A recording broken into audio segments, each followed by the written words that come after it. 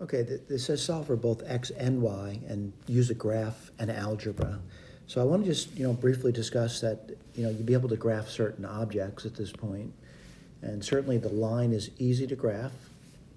And this over here should be recognizable as being a circle. I want to go through that with you though. And by doing that, I want to write down that this is going to be x squared. Let's see, minus 4x. And then you can get plus y squared. I'm leaving a space for a reason, by the way, plus 6y. And that would equal, I subtract 4 from both sides, minus 4. Complete the square. Half of minus 4 is minus 2. When you square it, you get plus 4. You're going to add 4 to both sides. And then half of 6 is 3. When you square that, you get 9, and you're going to add 9 to both sides. All right, so what do you get over here? You get x minus 2 squared plus y plus 3 squared is equal to 9.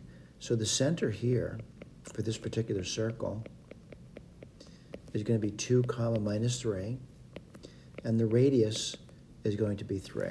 So what I'm going to do is I'm going to look at the picture and explain the picture of the circle first. So the first thing I'm going to do is make sure you understand that the center of that is 2 comma minus 3, and that's right about here. All right. Then we get 3 up, 3 down, 3 right, 3 left. So I hope you realize if you went up 3 units from that, what point would you be at? Well, you're still at the x value of 2, but the y value now would be, let's see, if you're at minus 3, you go up 3, you'd be at 0. All right, let's go down. And you're still at 2 for x. And for the y value, well, the center is minus 3, and you go down 3, it'd be minus 6. Let's go right. And what happens there? The y is not changing, it's still minus 3. But what you're doing now is from 2, which is where the center is, you're moving over 3, that would be 5. And this point over here, let's put that down. Let's see, you're still at minus 3 for y. We're moving to the left. And if you go 2 left 3, you'd be at minus 1. All right, so I'm going to say the circle, fairly easy to draw in. Yes, I know I'm drawing over my own graph here.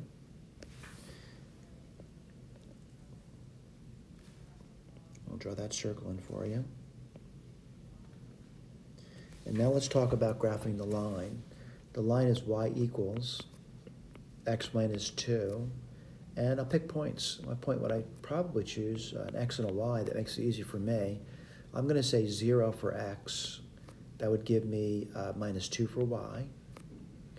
And another point that easy for me would be 2 for x, and you get 0 for y. And that's right there. That's the 2, 0. And the 0 minus 2 is over here. And if I draw a line in, I draw a line in like this over here, and I do see 2 points of intersection, but I see it here, and I see it here. And like my picture's good, I can read the points from it. There's no doubt about it.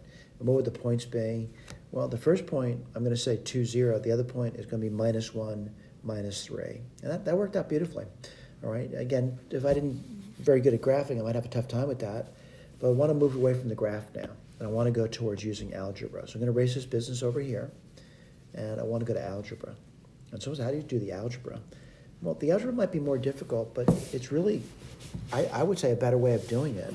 But I still would like a visual. I know there's 2 answers over here. And again, I want to remind you, the 2 answers are these as follows. What I would do is I'd make a substitution, all right? So wherever I see y, I'm just going to put x minus 2. I see y here, and I see y there. Let me go through that.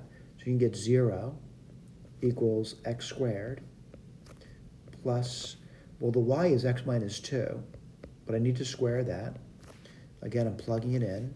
Minus 4x plus 6y. And again, the y is x minus 2.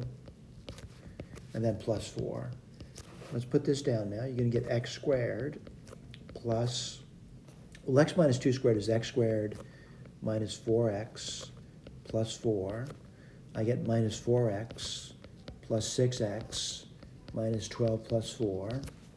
0. Let's count up our x squared. We have 2x squared. Let's see, minus 4, minus 8, minus 2x. Let's see, 4 plus 4 is 8. 8 minus 12 is minus 4. I can divide both sides by 2. You get 0 equals x squared. Let's see, minus x minus 2. I'll make some attempt to factor that. X and x. 2 and 1 minus plus. So I get x equals minus 1.